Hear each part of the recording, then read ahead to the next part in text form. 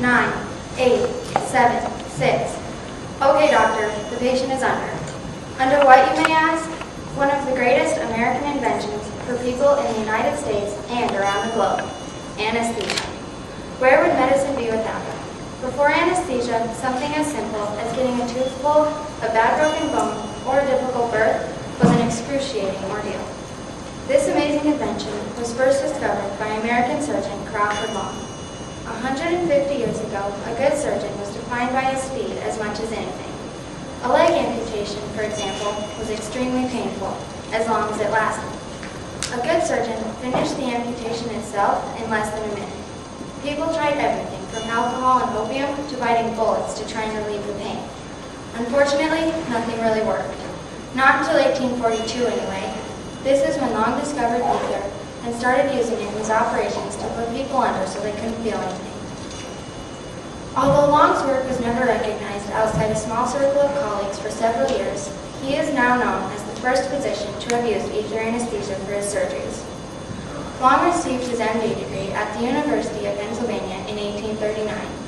He used ether for the first time on March 30, 1842, to remove a tumor from the neck of his patient. He used ether as an anesthetic in amputations, childbirth, and other medical operations. Doctors around the world use this on their patients. Anesthesia controls the pain during surgeries and other medical operations. It includes using medicines and close monitoring to keep you comfortable.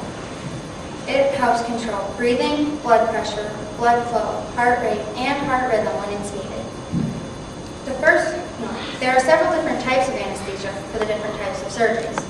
The first one, which is local anesthesia, is used only for minor procedures. The doctor usually gives you a choice on whether you want to use this in your operation or whether you just want to stay awake. It just helps you relax and even sleep. The next kind, which is regional anesthesia, blocks pain to a much bigger area of the body. This medicine is injected around major nerves and the spinal cord.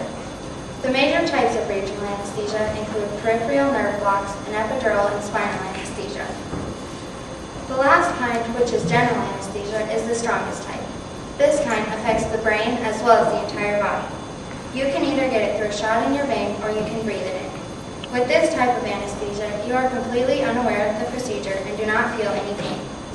This type of anesthesia often causes you to forget the whole surgery and the time right after it. There are also a few different phases of anesthesia for the different types of surgeries.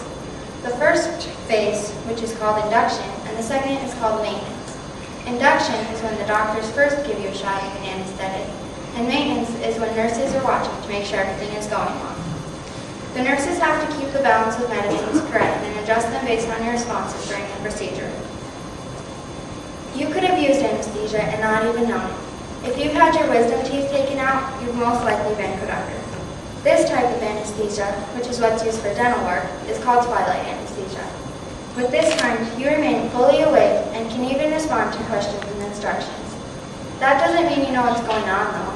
You'll still be very relaxed and sleepy. You typically won't remember the procedure in a short period of time following. Some of the drugs used in anesthesia can even make you feel dizzy and careless. I think anesthesia is a great invention because imagine having to stay awake and feel all the pain during a surgery or other medical operation. Speaking of operations, we better check on our patient. Doctor, she's coming out from under. Another successful surgery thanks to this great American invention, anesthesia.